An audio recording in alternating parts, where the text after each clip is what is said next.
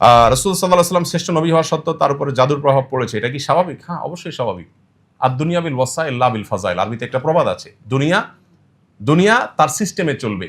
আপনি ওষুধ খাবেন ভালো হবেন, ওষুধ খাবেন না ভালো হবেন না। আপনি অসাবধানতা থাকবেন, আপনি অসুস্থ হবেন, সাবধান হবেন, অসুস্থ হবেন না। কোরআনে ইব্রাহিম আলাইহিস সালাম এক কঠিন আদব শিখিয়েছেন আমাদেরকে। আপনারা সবাই আয়াতগুলো অলরেডি তারাবিতে পড়া হয়ে গেছে, আপনারা জানেন। ওয়াল্লাযী হুয়া ইউহয়ী ওয়া ইউমীত, কি জানেন আয়াতটা? ওয়াইদা মারিজতু ফাহুয়া ইয়াশফিন ওয়াল্লাযী ইউমীতুনি সুম্মা ইউহয়ীন।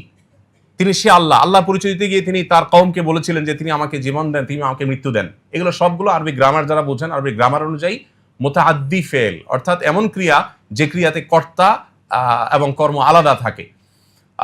তিনজন ব্যক্তির প্রয়োজন হয়, তিনটা লাগে, কর্তা লাগে, কর্ম লাগে, যার উপর কর্মটা পতিত হবে, তিনটা লাগে। এরপরের বাক্যটা বলছেন ওয়াল্লাযী ওয়াইদা মারিজতু ফাহুয়া ইয়াশফিন, আমি যখন অসুস্থ হই তিনি আমাকে সুস্থ করেন। অদ্ভুত এক জিনিস আসলে।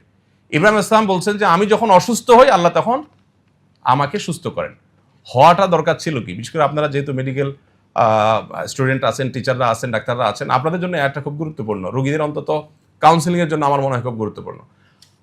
ইব্রাহিম ইসলাম বলছেন যে আমাকে তিনি জীবন দেন, আমাকে তিনি মৃত্যু দেন, আমাকে সবকিছু তিনি দেন, সব আল্লাহ করেন, এটা বললেন।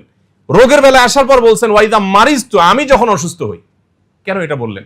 এখানেও তো আগের পরের শব্দগুলোর দাবি ছিল এভাবে বলা, ওয়াইদা ইউমরিজুনি ফাহুয়া ইউশফিন। আরবিতে এভাবে বলা উচিত ছিল, মানে আগেগুলোর মিলালে, যে আমাকে যখন আল্লাহ অসুস্থ করেন তিনি আবার সুস্থ করেন। অসুস্থতাটাকে আল্লাহর দিকে সম্বন্ধ করেন নাই, অসুস্থতাকে নিজের দিকে সম্বন্ধ করেছেন, কারণ অসুস্থতাটা আমি বাধাইছি আমার অসতর্কতার কারণে, দোষটা আমার।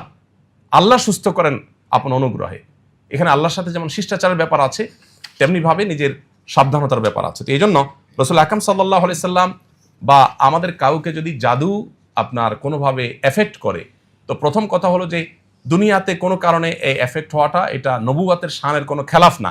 তবে হ্যাঁ, এটাও ঠিক যে রাসূল আকরাম সাল্লাল্লাহু আলাইহি সাল্লামের এই জাদুগ্রস্ত হওয়ার ঘটনা দ্বারাই কিন্তু আমরা সূরা ফালাক নাস পেয়েছি, জাদু থেকে মুক্তির উপায় পেয়েছি। এটা যদি না হতো হয়তো আমরা উপায় জানতাম না। আল্লাহ তাআলা এটা তার নবীর মাধ্যমে ঘটিয়েছেন আমাদেরকে সমাধান দেওয়ার জন্য। বাংলাদেশে যখন 27 রমজান, অন্যান্য দেশে 28 রমজান। এখন প্রশ্ন হলো আল্লাহ তাআলা কি এক এক দেশের জন্য এক এক রাতকে শবে কদর হিসেবে নির্ধারণ করবেন? হ্যাঁ, অবশ্যই। এক এক দেশে যদি এক এক দিন রমজান শুরু হতে পারে, তাহলে এক এক দেশে এক এক দিন শবে কদর, ওয়াই নট? সমস্যাটা কোথায়? এখন একটা মুশকিল হলো আমরা আল্লাহকে আমাদের মতো ভাবি। আমরা চিন্তা করি শবে কদরে আল্লাহ দুনিয়ার আসমানে নেমে আসেন। এখন বাংলাদেশের শবে কদর আজকে রাত্রে, সৌদি আরবে কালকে, তাহলে আল্লাহ আজকে নেমে আসলে কালকে আবার ওখানে নামবেন?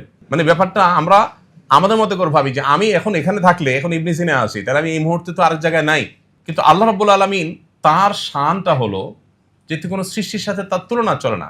তিনি একই সময় কাউকে মৃত্যু দেন, একই সময় কাউকে জীবন দেন, একই সময় কাউকে হাসান, একই সময় কাউকে কাঁদান। তার সাথে তার জন্য একই সময় অগণিত কাজ করাটা এটা সাংঘর্ষিক না? আমাদের জন্য সাংঘর্ষিক। আমরা পারি না একসাথে একাধিক কাজ করতে, বা একসাথে বিপরীতমুখী কাজ আমরা করতে পারি না। আল্লাহ দ্বারা সবকিছু সম্ভব।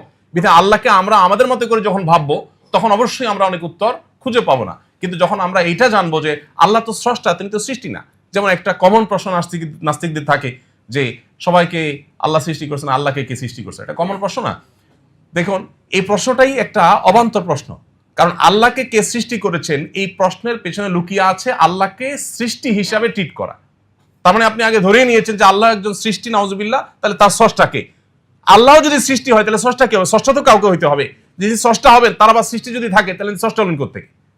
তাহলে আল্লাহকে আপনি আপনার মতো চিন্তা করছেন যে আমার তো একজন স্রষ্টা লাগে, সবকিছুরই স্রষ্টা লাগে, তাহলে তারও লাগবে। এই উত্তর প্রশ্নের মধ্যেই আমাদের ত্রুটি আছে।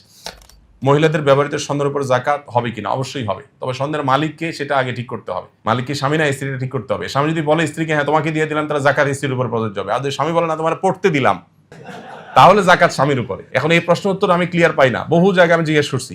প্রশ্নটা আসলে স্বর্ণের মালিকটা আসলে কে? মুখে বলার সময় বেশিরভাগ মানুষই তো চিটারি বাটপারিতে আমরা লিপ্ত। বলার সময় একবারে মানে উন্মুক্ত গলা বলে হ্যাঁ ডেফিনেটলি ওয়াইফের, কিন্তু সেই স্বর্ণটাই তার যখন বিদেশ যাওয়ার দরকার হয়, ওয়াইফের অনুমতি ছাড়া বলতেছে স্বর্ণগুলো দাও তো, বিক্রি করে একটু আমার ভিসার টাকা দিতে হবে, কত স্বর্ণ হয়ে যাবে। তো তারই যদি হয় তাহলে আপনি এটা বলার কে? আবার এই স্বর্ণ যদি মহিলা নিয়ে তার বাপের বাড়িতে তার ভাই বোনকে গিফট করে দেয়, আপনি তো চোখ বড় বড় করবেন, স্বর্ণ কই, ব্যাপার কি? তার স্বপ্ন সে দিয়ে দিলে, সে স্বর্ণ তার স্বর্ণ দিলে আপনি বলার কে? এই প্রশ্নের উত্তরটা আসলে ক্লিয়ার না বাংলাদেশে। স্বর্ণের মালিক আসলে কে?